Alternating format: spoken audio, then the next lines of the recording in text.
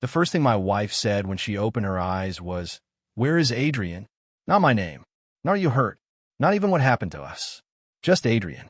I stood outside the hospital room with a bandage around my forehead and blood dried beneath my fingernails, listening through the half-open door. Her manager, Victor, answered gently. He was taken to another hospital. The doctors are still working on him. My wife exhaled in relief. Good. That single word hurt more than the crash.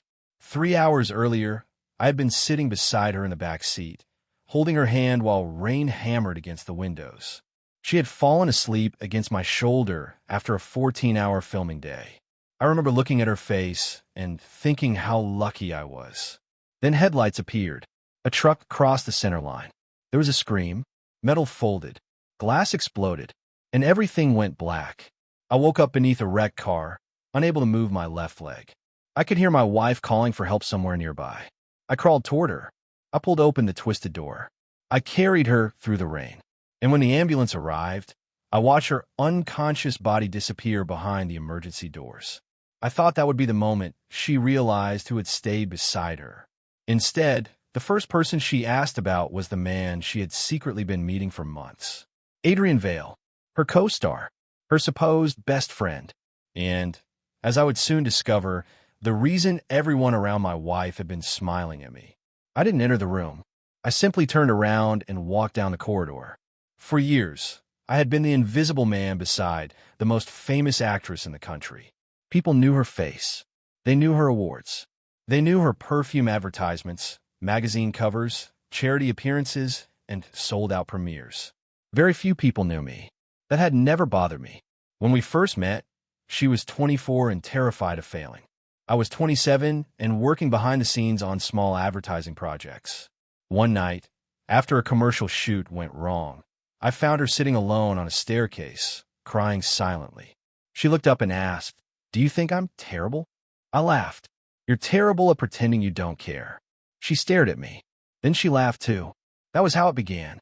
Before the fame, before the mansion, before the bodyguards and cameras, she was simply Elena. She ate instant noodles at midnight. She forgot umbrellas. She hated elevators. She used to fall asleep while I was talking. And when she finally became famous, she once told me, "If everyone in the world knows my name but you stop loving me, I'll still feel like I've lost everything." I believed her. That was my first mistake. The second came years later. The night of our wedding, she squeezed my hand beneath the table and whispered, "Promise me we'll never become strangers." I promised. She didn't. Not immediately. It happened slowly. At first, it was canceled dinners.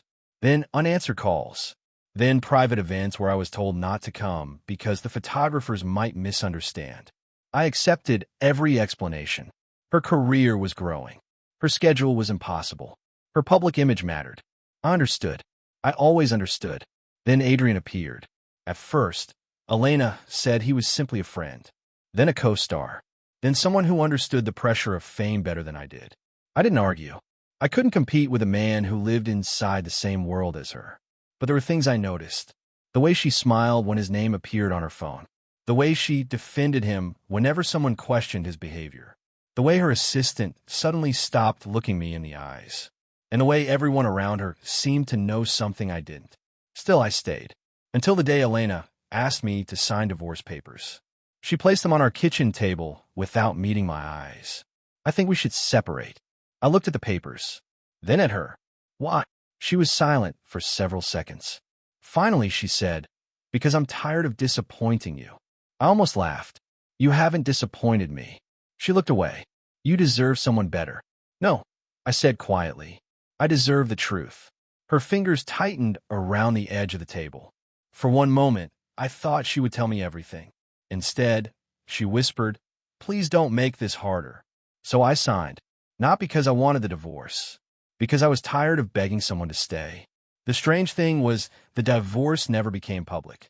Elena's team said the timing would damage her upcoming film, so we continued appearing together. We smiled at premieres. We stood side by side for photographs. We looked like a perfect couple. Everyone smiled. I smiled too. But by then, I had stopped believing anyone's smile meant happiness. After I left the hospital, I went home alone. Our house was enormous. It had 6 bedrooms, a glass dining room, a private theater, and a garden Elena once said looked like something from a dream. That night, it felt like a museum. I walked upstairs and entered our bedroom. Half of her things were already gone. I hadn't noticed. Or perhaps I had noticed and simply refused to understand. Her side of the closet was almost empty. There was one photograph left on the bedside table. The two of us from 7 years earlier. She was laughing with her head against my shoulder. I picked it up. For a few seconds, I remembered that girl. Not the actress. Not the celebrity.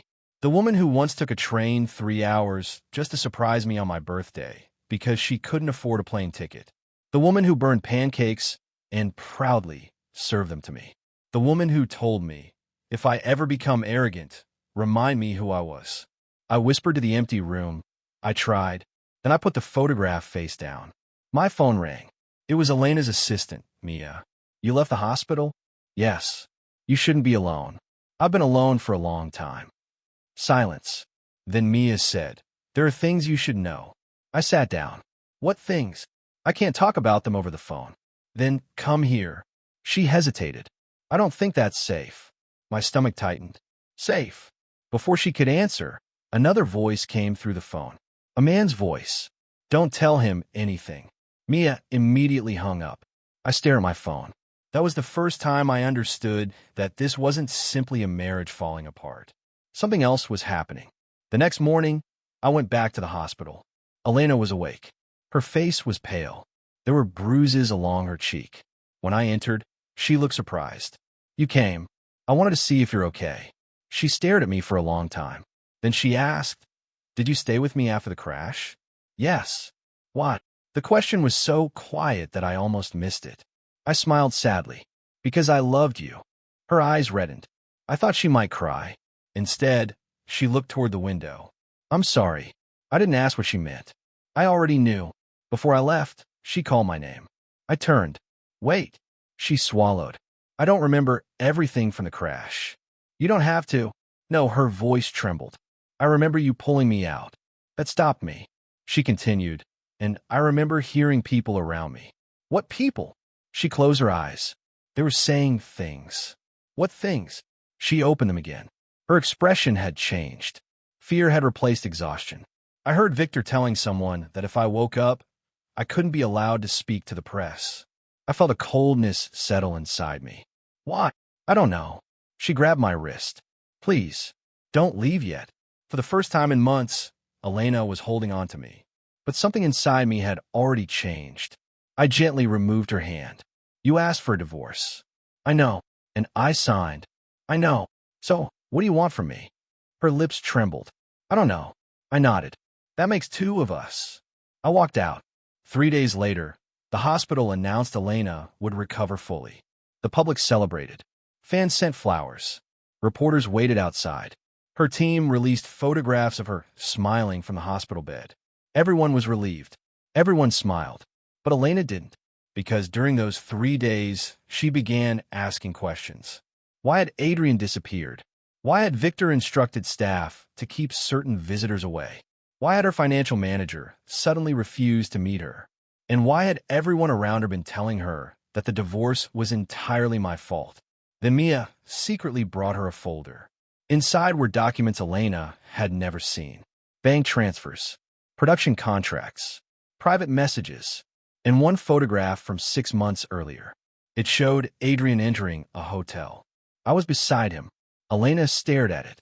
Her face went white, because the caption beneath the photograph read, Adrian and the man financing his new company. The man wasn't me. It was Victor. And suddenly, the smiles surrounding Elena for years didn't look like smiles anymore. They looked like masks. For the first time, she wondered what everyone had been hiding from her. And for the first time, she understood that perhaps the person she had pushed away was the only person who had never lied to her. Elena spent the next week recovering behind closed doors. Her team told the media she needed rest. That part was true. What they didn't tell anyone was that she had started investigating her own life. And the deeper she looked, the less she recognized the world around her. The first person she confronted was Victor. He arrived at her hospital suite carrying flowers and wearing the same concerned expression he had worn after the accident. "Elena," he said warmly, "you should be resting." She didn't look at the flowers. "Sit down." Victor stopped. Something in her voice made him obey. She placed a folder on the table. "What is this?" He glanced at the documents. "Accounting records. Why is my production company paying Adrian's private expenses?" Victor smiled. "It isn't unusual. He's part of several projects." "Why did I sign none of those agreements?" "You were busy. I signed every major contract. You don't remember everything." Elena's eyes narrowed. "That sounds like something you would say when you want me to stop asking questions." Victor's smile disappeared for half a second. Then it returned. "You've been through a traumatic accident. I haven't forgotten how to read." Silence. She pushed the photograph across the table. "Why was my husband meeting you?" Victor looked at it. Then he laughed softly. "Your husband?" The word sounded strange coming from him. "Elena, you two were already finished." Her expression hardened. "Who told you that?" "You did." "When?" "Months ago." She stared at him. "I never told you that." Victor leaned back. "Maybe you told Adrian." "That name again." Elena felt something twist in her chest. She had spent months believing Adrian was the one person in her industry who understood her. He had listened when she complained about her marriage. He had told her that I didn't understand her pressure. He had told her I was holding her back. He had even said, "You don't owe him your whole life just because he loved you before you became famous." At the time, his words had felt like freedom. Now they felt rehearsed. "Where is Adrian?" she asked. Victor looked away. "Out of the country." "Why?" "He's dealing with some business problems." "What business?" Victor stood. "You need to stop digging." Elena slowly looked up at him. "Is that a threat?" "No." His smile returned. "It's advice." After he left, Elena called Mia. "Find my husband." Mia hesitated. "You mean?" "Yes. Find him." But I was no longer where they expected me to be. The house had been sold. My phone number had changed. My old accounts were closed. Even the little apartment I had rented during my early career was empty. Elena became uneasy. "He disappeared?" Mia nodded. "Completely." "Why didn't anyone tell me?" Mia lowered her eyes. "Because everyone assumed you'd want him gone." "Who is everyone?" Mia didn't answer. Elena understood. The silence was an answer. Meanwhile, I was 300 miles away in a coastal town where nobody knew my name. I rented a small room above a closed bookstore. The first morning, I woke to the sound of fishing boats. For the first time in years, nobody was waiting outside the door. No assistant. No schedule. No publicist. No cameras. No Elena. The silence frightened me. Then it felt strangely peaceful. I found work at a small marine engineering company. My job was simple. I reviewed technical drawings, repaired design errors, and helped improve navigation equipment. The owner, Daniel, noticed something within my first week. "You're overqualified." I smiled. "I've heard the opposite for years." He laughed. "Whoever told you that didn't know what they were looking at." I didn't tell him about Elena. I didn't tell him I had once helped build the production infrastructure for several major films. I didn't tell him that while people thought I was simply a husband living off my wife's success, I had spent years developing a navigation system designed to make small rescue vessels safer during storms. I had abandoned the project when Elena's career exploded. There had always been a reason. She needed me. At least I thought she did. Now I had nothing but time. So I opened the old files again. The first prototype was terrible. The second was better. The third actually worked. Daniel stood behind me as the system displayed a stable route through simulated heavy weather. He stared at the screen. "What is that?" I looked at the prototype. "Something I stopped believing in." Daniel smiled. "Then maybe it's time you started believing again." That night, I stayed in the workshop until 2 in the morning. For the first time in years, I wasn't trying to save a relationship. I was trying to save something I had once dreamed of becoming. And I had no idea that this quiet little project would eventually become the reason the woman I had loved for 7 years would come looking for me. 3 weeks passed. I didn't contact Elena. She didn't contact me either. At least, not directly. Instead, I began receiving strange messages. The first came from an unknown number. "You need to stop investigating." I deleted it.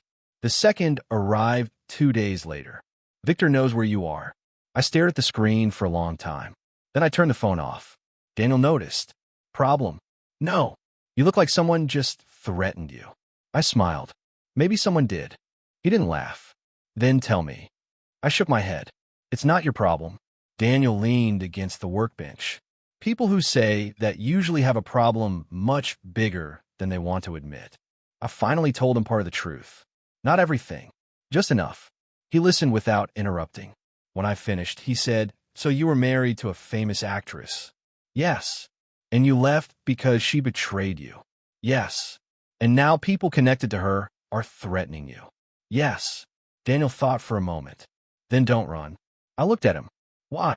"Because running is what frightened people do when they believe someone else owns the road." He pointed at my prototype. "You built that. Finish it." I did.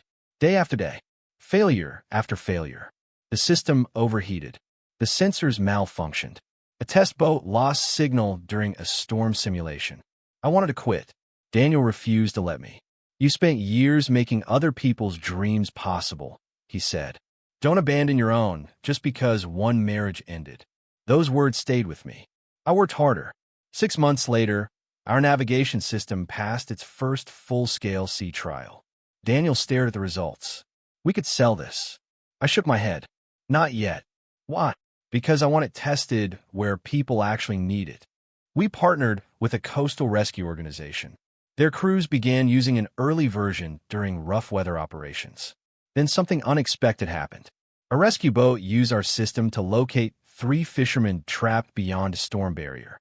The news spread. A small article appeared online. Local engineering team develops new storm navigation technology. My name wasn't mentioned prominently, but one person recognized the patent number. Elena. She was sitting in her living room when Mia showed her the article. Elena. She looked up. "What?" Mia handed her the tablet. Elena read the article once. Then again. "That's his." Mia nodded. "You knew." "I knew he was working on something." "When?" "Years ago." Elena looked confused. "How did I forget?" Mia's voice softened. "You didn't forget." "What do you mean?" "You stopped asking." The word struck harder than Mia intended. Elena remembered. "I used to sit at our dining table late at night, surrounded by sketches. She would come home exhausted. I would explain a new idea.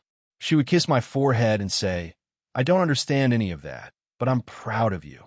Then her career grew. My work became inconvenient. My late nights became selfish. My unfinished prototypes became proof that I lacked ambition. At least, that was what Adrian had told her. 'He's wasting his potential,' Adrian had once said. 'You're building an empire, Elena. He should be helping you.'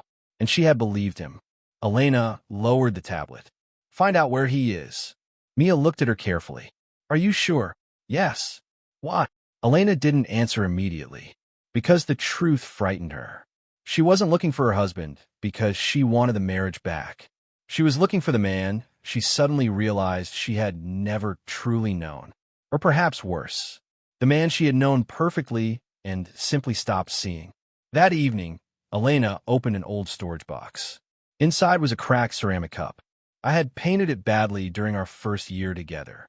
She had kept it for years. Underneath, it was a folded piece of paper. My handwriting.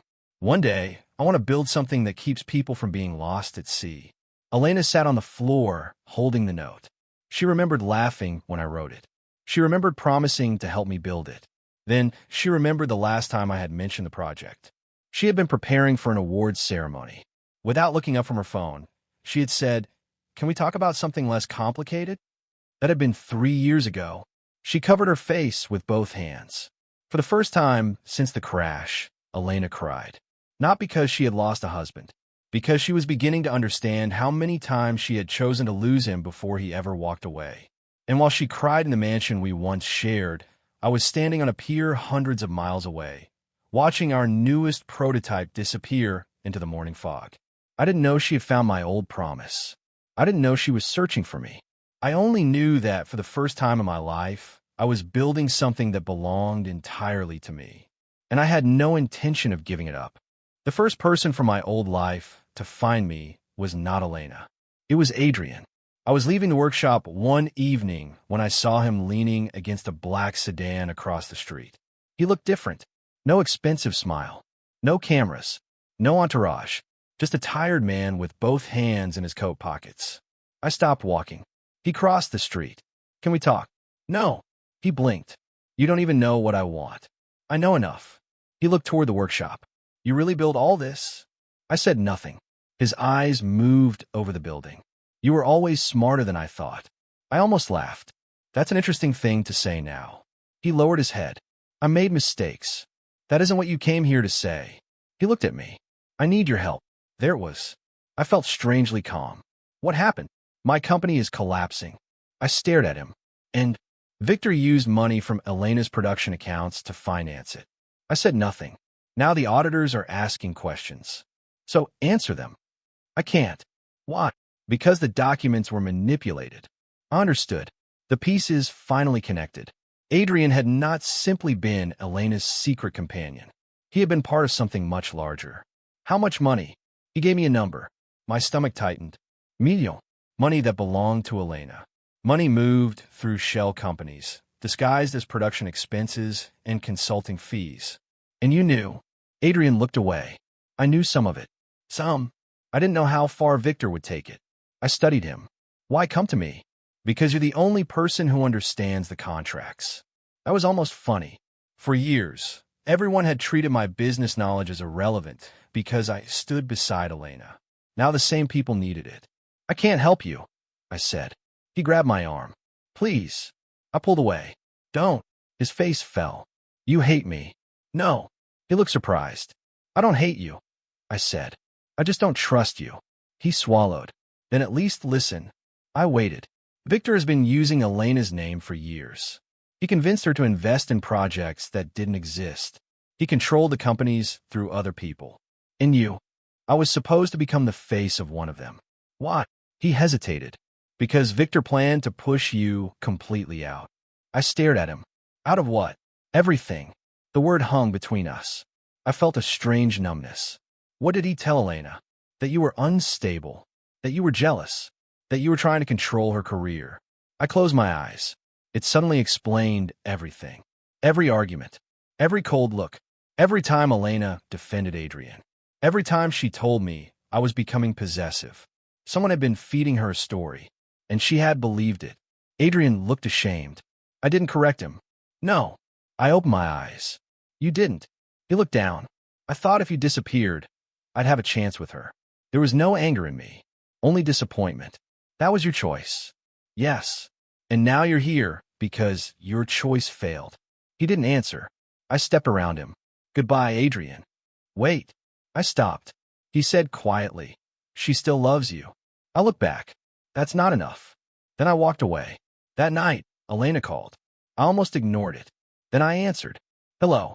She was silent for several seconds. Finally, she said, Did Adrian find you? I froze. How did you know? He came to see me before he left. I waited. He told me everything. I sat down. What did he tell you? About Victor. About the money. About the lies. My fingers tightened around the phone. And what did you do? I fired Victor. I nodded despite her inability to see me. Good. I also contacted the police. I said nothing. Elijah. It was the first time she had used my name in months. Yes. I know I don't deserve your help. You're right. She inhaled shakily. But I need to tell you something. What? I remember the night we signed the divorce papers. My chest tightened. I remember telling myself I was choosing freedom.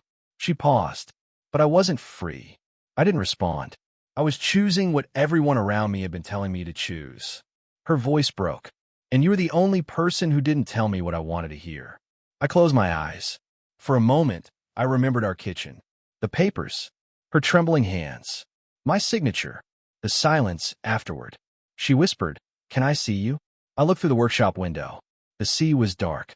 No. She went quiet. Why? Because you finally started looking for the truth. I swallowed. And I don't want to become another thing you choose because someone told you to. Then I ended the call. My hand shook afterward. Not because I wanted her back. Because some part of me still did. And that was the part one needed to protect. The investigation became public 2 months later. News channels reported financial irregularities involving several entertainment companies. Victor disappeared before questioning. Adrian surrendered his records.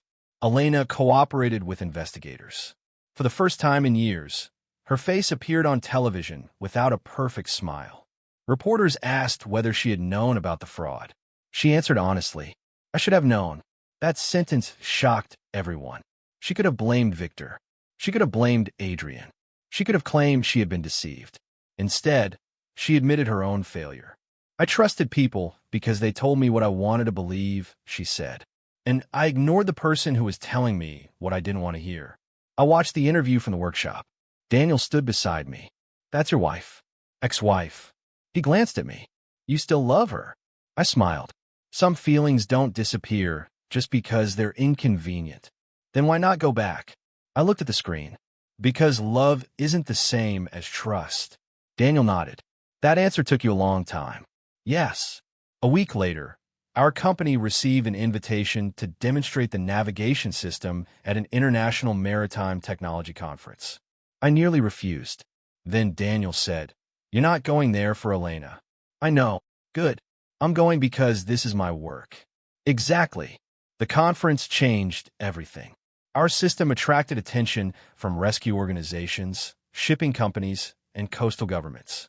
For the first time, people weren't interested in me because of Elena. They were interested in what I had built. A major manufacturer offered us a partnership. I turned it down. Daniel stared at me. "Are you insane?" "No. That's more money than we've ever seen. They want control of the patent. And I don't want someone else deciding where this technology goes." We eventually accepted a smaller investment from a foundation that specialized in emergency technology. It wasn't glamorous. It was slow, but it was ours. Within a year, our system was being installed on rescue vessels in several coastal regions. The project I had abandoned for Elena's career had become my life's work. And then came the strangest part. People began recognizing my name. An interviewer asked, "Were you previously married to actress Elena Hart?" I smiled. "Yes." "Did her fame help your career?" "No." The interviewer laughed. "Really?" I shook my head. If anything, it made it harder for people to see me. The clip went viral. Elena saw it. So did millions of others. That evening, she sent me a message. "I'm proud of you." I stared at the screen. I didn't answer. 10 minutes later. I know I don't have the right to say that, but I am. Still, I didn't answer. Then another message arrived. "You were always capable." I was just too busy looking at everyone else's smiles to notice. I put the phone down. Daniel watched me. "You going to reply?" "No." "Why?" "Because sometimes silence isn't punishment." I looked at the sea. Sometimes it's closure. Months passed. I met Nora during a rescue technology demonstration. She was the director of the foundation that had invested in our company. The first thing she said to me was, "Your system has a problem." I blinked. "What problem?" "The interface is ugly." I laughed. Nobody had spoken to me like that in years. Not carefully, not politically, just honestly. I asked, "Anything else?" "The system is brilliant." She smiled. "Fix the interface." We became friends first. Then something gentler developed. There was no dramatic confession, no jealousy, no games. Nora simply appeared in my life and made room for me without asking me to become someone else. She knew about Elena. She never asked me to hate her. One evening, while we were eating dinner, Nora asked, "Are you afraid of loving someone again?" I thought about it. "Yes." "Good." I looked at her. She smiled. "It means you'll be careful." I laughed. "You're strange." I've been told. For the first time, I realized something. Peace didn't feel like fireworks. It felt like sitting across from someone who didn't require me to prove my worth. I didn't know yet whether Nora would become the person I spent the rest of my life with, but I knew I wanted to find out. Meanwhile, Elena's career was changing too. She refused several major roles and started a foundation for accident victims. She visited rehabilitation centers. She funded safety programs. She stopped giving polished answers in interviews. When reporters asked about me, she said only one thing. "He taught me that being loved by someone is not the same as truly seeing them." Then she stopped talking. But I knew the story wasn't finished. Because one afternoon, I received a letter. No assistant, no lawyer, no manager, just Elena's handwriting. There were only 3 lines. I don't want you to come back. I don't want you to forgive me. I only want one chance to tell you the truth face to face. I folded the letter. For a long time, I watched the sunset through the workshop window. Then I called Nora. Can you drive? She laughed. Why? I need to go somewhere. Do you want me to come? I hesitated. Then I said, yes. Because I had finally learned that facing the past didn't mean returning to it. Sometimes you had to look directly at what broke you, just to make sure it no longer controlled where you were going. I met Elena at the old lakeside house where we had spent our first anniversary. I hadn't been there in years. The moment I stepped through the gate, memories came rushing back. Elena had once burned an entire dinner there because she wanted to surprise me. We ate takeout on the floor. She had laughed until tears filled her eyes. That night, she told me, if we ever become rich, let's keep one place where nobody knows who we are. We never did, but she remembered. She stood on the porch when I arrived. She looked thinner, not weaker, just different. There were no stylists, no security team, no perfect makeup. She wore a simple gray sweater and held 2 cups of tea. Nora stayed near the car. Elena looked at her, then at me. She's waiting for you? Yes. Elena nodded. She seems kind. She is. A small, sad smile appeared. I can tell. We sat outside. For several minutes, neither of us spoke. Finally, Elena said, I don't know where to start. Start with the truth. She looked down. I was jealous of you. I hadn't expected that. Why? Because you were happy before anyone knew your name. She laughed bitterly. I thought fame would make me feel secure. Instead, it made me afraid of losing everything. She looked at me, and then Adrian came along. I said nothing. He told me you were becoming resentful, that you wanted control over my career, that you were secretly angry about my success. My jaw tightened. Did you believe him? Yes. Why? Because I was already afraid. She looked toward the lake. And because Victor kept confirming everything. I nodded slowly. They isolated you. Yes. But I let them. Her eyes filled with tears. That is the part one can't escape. She reached in her bag and removed several documents. I found these after the investigation began. I looked at them. They were old messages, emails, financial reports. There was one message from Victor to Adrian. Keep Elena emotionally dependent. If she starts trusting her husband again, the arrangement fails. I stared at the screen. My hands went cold. Another message read, she doesn't need to know about the patents. Her husband will never pursue them anyway. I looked up. The patents. Elena nodded. Your old technology. My expression changed. What about them? Victor discovered you had filed preliminary patents years ago. I remembered. Before my project became serious, I had registered several concepts under a small private company. I had forgotten about them. Elena continued. He wanted control of them. Why? Because he believed the technology could become valuable. I laughed softly. So that's why. Elena frowned. Why what? Why he always told you I was wasting my time. She nodded. He wanted you to abandon the project. For years, I had thought I simply wasn't good enough. Now I understood. Some of my failures hadn't been failures at all. They had been sabotage. But the truth didn't make me angry. It made me tired. I looked at Elena. You could have asked me. I know. You could have trusted me. I know. You could have stood beside me. Her voice broke. I know. Silence returned. Then she said something I wasn't prepared for. After the crash, I heard everyone. I looked at her. She continued. I heard Victor telling the doctors what to say. I heard Adrian asking whether you had survived. Her hands trembled. And then I heard someone say, if he dies, the problem is solved. I froze. Who? I don't know. She closed her eyes. I was unconscious again before I could hear the voice clearly. The accident suddenly felt different. Until then, I had believed the crash was simply bad luck. A drunk truck driver. A wet road. A terrible night. But Elena's voice made something inside me turn cold. Did the police investigate? Yes. Then what did they find? The truck driver had been drinking. But she stopped. But what? He said his brakes failed. I stared at her. And the maintenance records had been altered. For the first time, I felt afraid. Not for my marriage. Not for my reputation. For the possibility that our lives had been placed in danger deliberately. Elena whispered, I think someone wanted us both gone. I stood. Why? She looked at me. Because you knew things you weren't supposed to know. I thought about the financial records, the patents, the company, the hidden transfers. Then I remembered something from the night before the accident. Elena had received a phone call. She had stepped outside. When she came back, she looked frightened. I had asked who was that. She said nobody. At the time, I had believed her. Now I wondered if that call had been the beginning of everything. Elena reached for my hand. I let her touch it, only for a moment. Then I gently pulled away. I forgive you. She stared at me. Her lips parted. But forgiveness isn't the same as coming home. Tears rolled down her cheeks. I know, and I can't spend the rest of my life wondering whether the person beside me will believe me when someone else tells her a different story. She nodded. I understand. I turned toward the car. Then she called my name. I stopped. I loved you, she said. I looked back. No. She wiped her tears. You still do. I didn't answer. Because that was the hardest truth of all. I still did. But love had stopped being enough. I returned to the coast with Nora.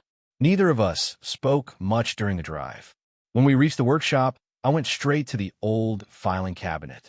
I pulled out every document from the year before the crash. Contracts, patent applications, shipping records, insurance reports, everything. Nora sat beside me. What are you looking for? I don't know yet. We worked until midnight. Then Nora found something. This. She placed a maintenance invoice on the table. The company that serviced the truck had received payment from a consulting firm. I recognized the name. It belonged to one of Victor's shell companies. I stared at the document.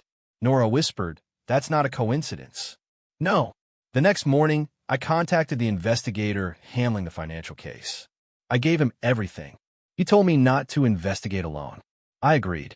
But before we could do anything else, the investigator called. We found another connection. What? The truck driver wasn't working alone. My stomach dropped. Who? We don't know yet. He paused. But someone paid him 2 weeks before the accident. How much? He told me. Then he added, the payment came from a company connected to Victor. I closed my eyes. The pieces were becoming a picture, and I hated what it showed. The accident hadn't been random. It had been connected to the same network that had manipulated Elena's finances and destroyed our marriage. But there was still one missing piece. Why they wanted me dead? The investigator answered that question a week later. My old patent filings had been transferred without my knowledge. Someone had attempted to purchase my original company through forged documents.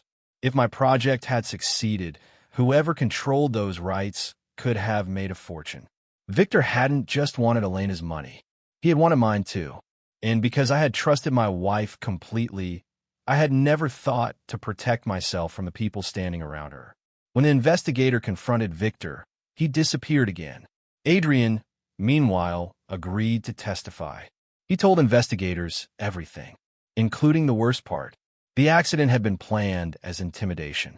It was never supposed to become a murder attempt. That distinction didn't comfort me.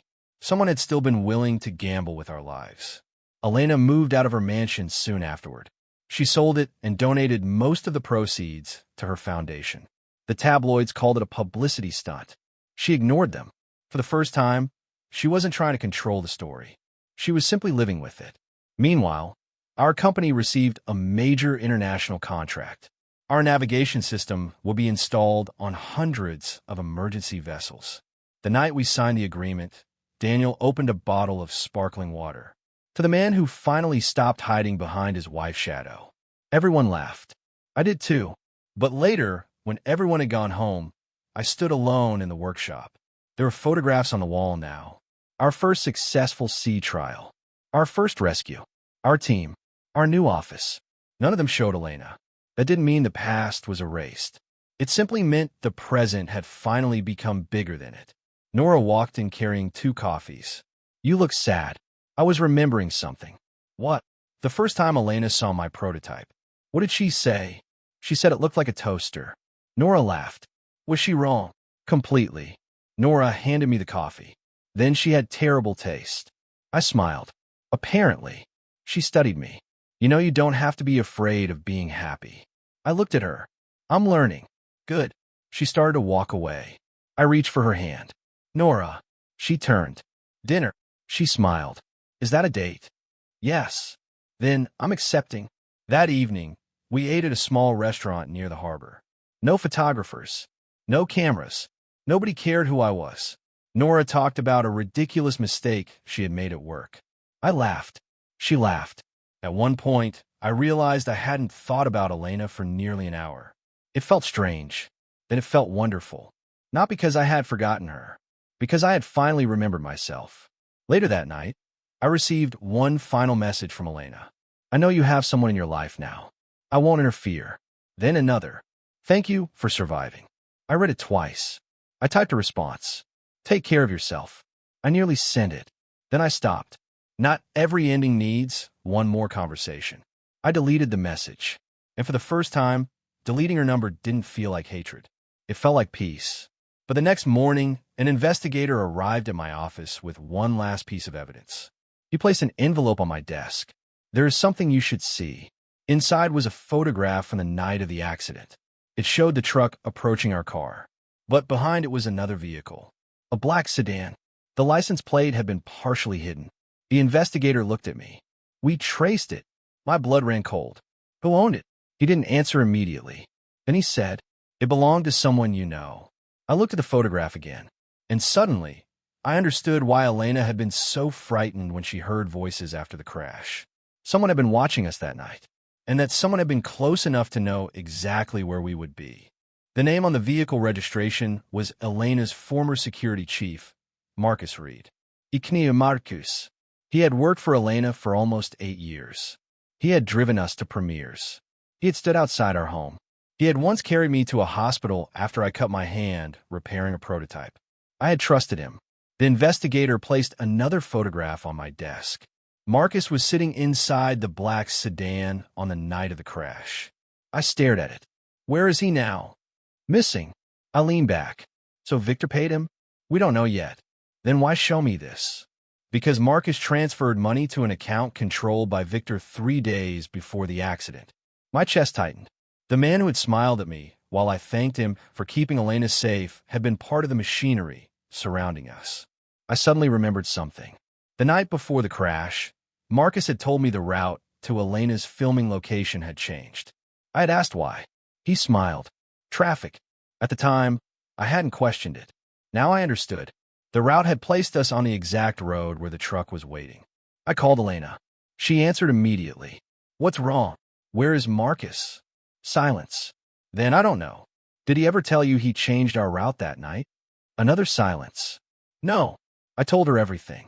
When I finished, she whispered, I trusted him too. I know. Her voice shook. I'm sorry. This isn't about us. I know. I need you to tell the investigator everything. I will. She hesitated, then said, I found something else. What? An old recording. She sent it to me. I played it. It was from the week before our divorce. My own voice came through the speakers. Elena, something is wrong with the accounts. Her voice answered, irritated. You're imagining things. I checked 3 companies. You're not an accountant. No, but I know numbers. Then Adrian's voice appeared in the background. Why are you interrogating her again? The recording ended. I remember that conversation. I had thought it was private. Apparently, it wasn't.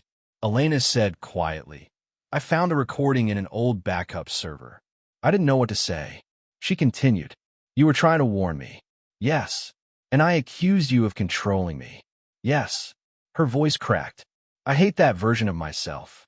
I sat in silence. You don't have to hate her, I finally said. Why not? Because she was afraid. I hurt you. Yes. I destroyed our marriage. Yes. I believed people who lied to me. Yes. She breathed shakily. But you don't have to spend your life punishing yourself for it. She was silent. Then she asked, have you forgiven me? I looked out the window. Yes. A long pause. Do you still love me? I closed my eyes. Yes. Her breath caught. But I'm not coming back, I said. She whispered, I know. That was the first conversation we had ever had where neither of us tried to change the other. After we hung up, I realized something. Forgiveness had become easier once I stopped confusing it with reconciliation. I could remember the woman I loved without wanting the marriage back.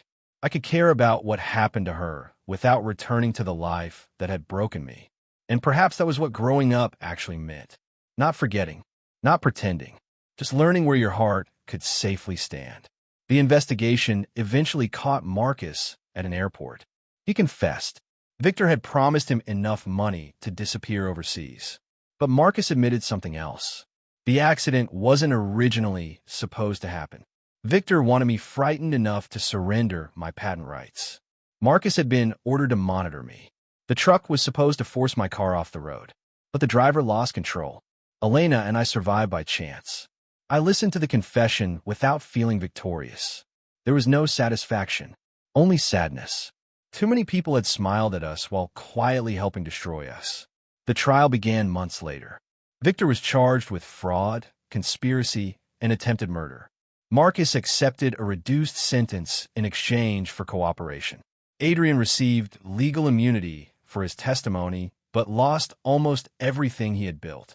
Elena testified publicly. She didn't hide her mistakes. When the prosecutor asked why she had trusted Victor, she answered, "Because he told me what I wanted to believe." Then she looked toward the gallery. I was surrounded by people who smiled whenever I made a choice that benefited them. Her voice trembled. I mistook those smiles for love. I watched the testimony from home. Nora sat beside me. She reached for my hand. I held hers. When the trial ended, Victor was convicted. The consequences were serious but ordinary. His assets were seized. His companies collapsed. He received a prison sentence. There was no dramatic revenge, no grand speech, just the slow, unavoidable weight of his choices. And strangely, that felt more satisfying than anything else. Because I hadn't destroyed him. He had destroyed himself. All I had done was stop standing in front of him while he tried. A year after the accident, Elena invited me to the opening of her new rehabilitation center. I almost declined. Then I thought about how far we had both come. I went. Nora came with me. The building stood near the coast. It offered free rehabilitation to accident victims who couldn't afford long-term care. Elena had funded it with money from selling the mansion. When she saw me arrive, she smiled. Not the smile she used for cameras. A smaller one. A real one. She looked at Nora. "Thank you for coming." Nora nodded. I wanted to see what she built. Elena smiled. So did I. The three of us stood together awkwardly for a moment. Then Nora said, "I'll let you talk." She walked toward the center's director. Elena watched her go. "She seems wonderful." "She is." Elena nodded. "I can see why you love her." I looked at her. "I do." She smiled sadly. I thought hearing that would hurt more. "Does it?" "A little." Then she laughed. "But not the way it used to." We walked through the center. Children were receiving therapy. Families sat in waiting rooms. Doctors worked quietly. On one wall were photographs of people who had survived accidents. Elena stopped beside a memorial. "There are names here." "Yes." "Why?" "Because she lost people during the crash investigation." I looked at the wall. One name belonged to a young rescue worker who had died years earlier. Elena touched the plaque. "I want people to remember that survival doesn't erase loss." I nodded. "That matters." She looked at me. "Does it make you angry that I'm doing this?" "No." "Why?" "Because you're finally doing something for people without needing them to admire you." She smiled. "I deserve that." "Probably." She laughed. For the first time, the conversation felt almost normal. Then she asked the question I knew was coming.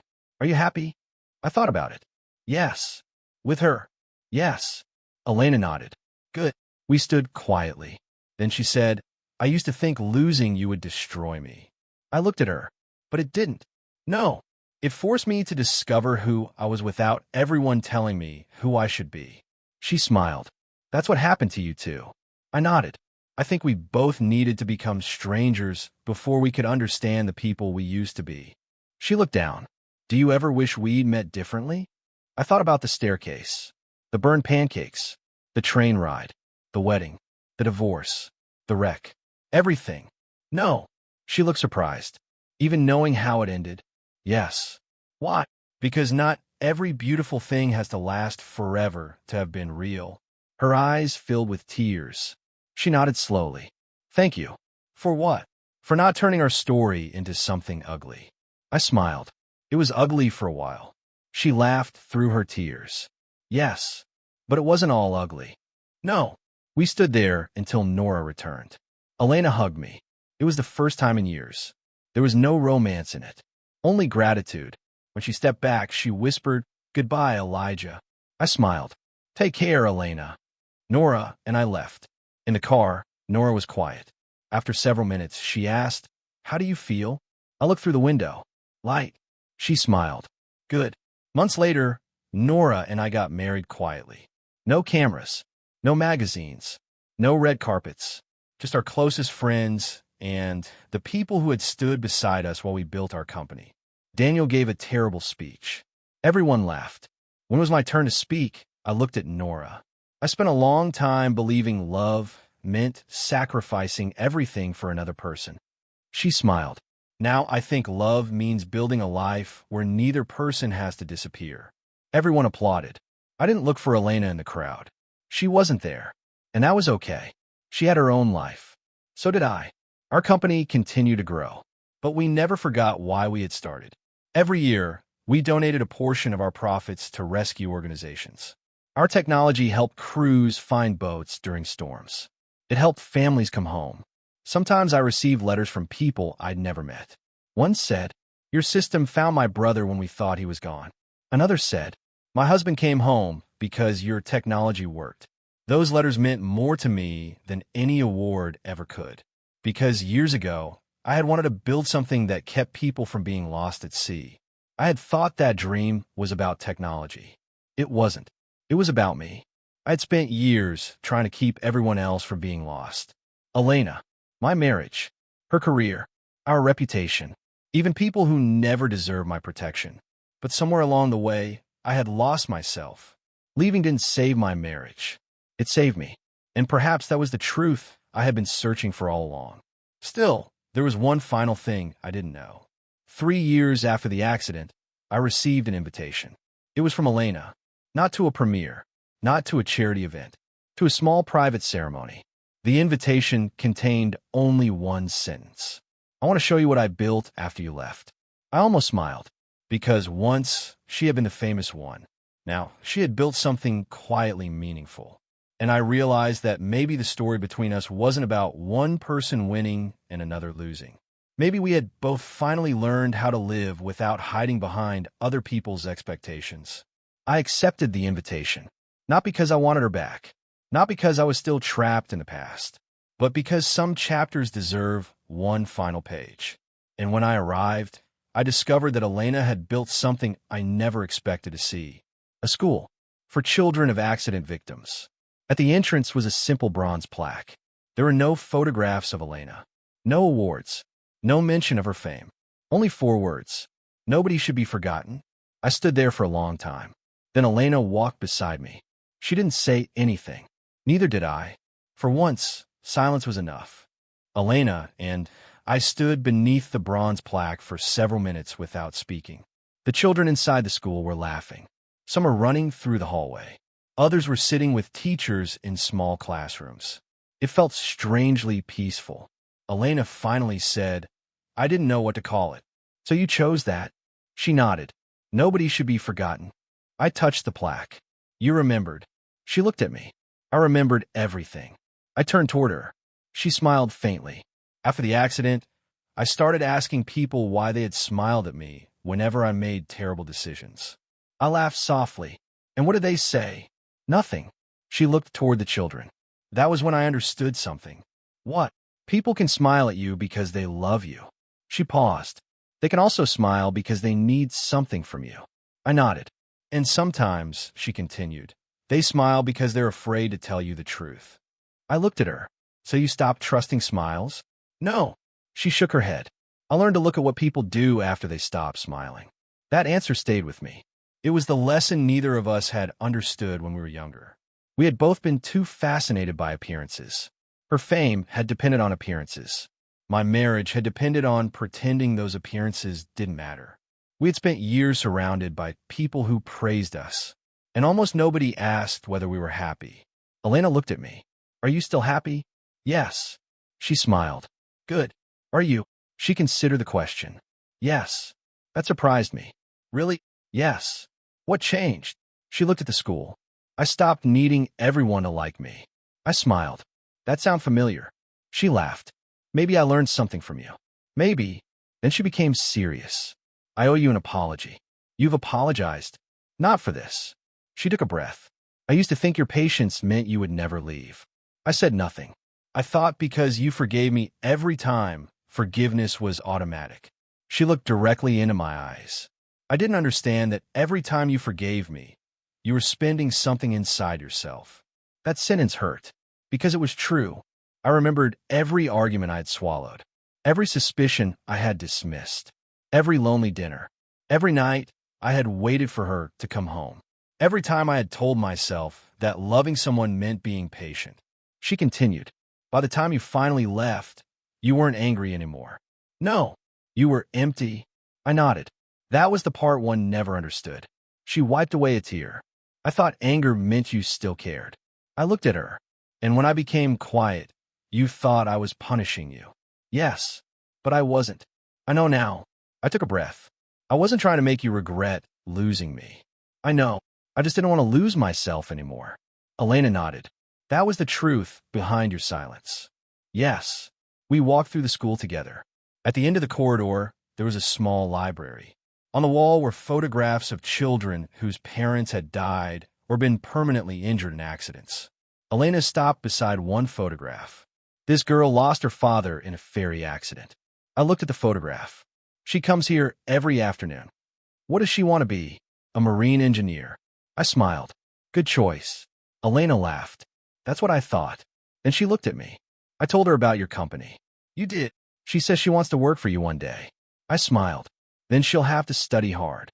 She already does. We stood there. I realized something. Elena had not built the school to win me back. She had built it because she finally understood what mattered. That made it easier to let go. Before I left, she gave me a small envelope. What is this? Open it later. I nodded. Nora was waiting outside. When I got into the car, she looked at the envelope. What did she give you? I don't know. I opened it. Inside was an old photograph. It was from our first anniversary. Elena and I were sitting on the floor beside a ruined dinner. On the back, she had written, "We didn't know how to love each other yet." Below that, in newer handwriting, "But I hope we finally learned how to let each other live." I stared at the photograph. Then I smiled. Nora reached over and squeezed my hand. You okay? Yes. I looked at the school through the window. For the first time, completely. Years later, I sometimes thought about the wreck. Not the impact. Not the hospital. Not the betrayal. I thought about what happened afterward. The world had once believed I was the lucky husband of a famous woman. Then it believed I was the man who had been abandoned. Later, it called me a successful inventor. None of those descriptions mattered anymore. I was simply Elijah, a husband, a friend, a founder, a man who had finally learned what his own life felt like. Nora and I had 2 children. Our daughter loved taking apart old radios. Our son wanted to become a rescue pilot. Whenever storms came, I would watch them stand by the window and listen to the rain. Sometimes my daughter asked about the scar on my forehead. How did you get it? From a car accident. Were you scared? Yes. What did you do? I always smiled. I kept moving. She seemed satisfied with that answer. But the truth was more complicated. For years, I thought surviving meant escaping the wreck. It didn't. Survival meant rebuilding after it. It meant admitting that love could be real and still become unhealthy. It meant accepting that forgiveness did not require reunion. It meant understanding that someone could regret hurting you and still not be entitled to another chance. Most importantly, it meant learning that leaving wasn't always abandonment. Sometimes leaving was the first honest thing 2 people could do for each other. Elena continued running her school and foundation. Her fame never disappeared completely, but it stopped controlling her. She occasionally appeared in films. She chose smaller projects. She refused roles that required her to pretend to be someone she wasn't. The tabloids eventually lost interest in our divorce. The public moved on. That was one of the strangest parts. For years, I had believed our story was enormous because millions of people watched it. In the end, it was just 2 people trying to survive their own mistakes. Victor remained in prison. Adrian rebuilt his career slowly after cooperating with investigators. He never became Elena's partner. He never became my friend. But once, years after the trial, he sent me a letter. He wrote, "You were right. I didn't lose her because you were better than me. I lost her because I tried to win something that wasn't mine to take." I never replied. Some lessons don't require an answer. As for Elena, we occasionally exchange messages. Birthdays, major achievements, news about the school. Nothing more. There was no secret longing, no hidden plan to reunite. Just respect. One winter evening, she sent me a photograph. The school had opened a new engineering laboratory. At the center of the room was a plaque with my company's name. She had named the laboratory after the first rescue technology we built. Underneath was a sentence: "For the people who spend their lives helping others find their way home." I stared at it for a long time. Then I showed Nora. She smiled. "That's beautiful." "Yes." "Do you miss her?" I thought carefully. "I miss who we were." Nora nodded. "But not who we became." "No." She took my hand. "That's enough." I looked at my family. Our home wasn't a mansion. There were toys on the floor, books on the stairs, a half-finished drawing stuck to the refrigerator. Dinner sometimes burned. Our children argued. Nora sometimes stole the blankets. I sometimes forgot birthdays. It wasn't perfect. It was real, and that was worth more than perfection. One night, years after the accident, I stood outside watching the ocean. The water was dark. The wind was cold. I remembered the first prototype, the first failure, the first rescue, the first time Elena told me I was wasting my time, the first time I walked away, and finally, the moment I realized I no longer needed anyone to validate the life I had built. I used to think revenge meant making people understand what they had lost. I don't think that anymore. The strongest revenge was never making Elena regret me. It was becoming someone who no longer needed her regret. She had once been the center of my world. Then she became part of my history. And eventually, history became something I could remember without wanting to rewrite it. I smiled at the sea. The wreck had taken years from me, but it had also forced me to discover something I had forgotten. I had a life of my own, a dream of my own, a name that belonged to me, a family built on honesty, a love that didn't require me to disappear, and a future that didn't depend on anyone else's smile. I finally understood what the truth behind everyone's smiles had been. Some people smiled because they loved us. Some smiled because they needed us. Some smiled because they were afraid. And some smiled because they were lying. But none of those smiles could tell me who I was. Only I could decide that. I turned from the ocean and walked back inside. Nora was waiting at the door. "You're freezing." "I know." She handed me a blanket. "You always stand outside too long." I smiled. "You're still here."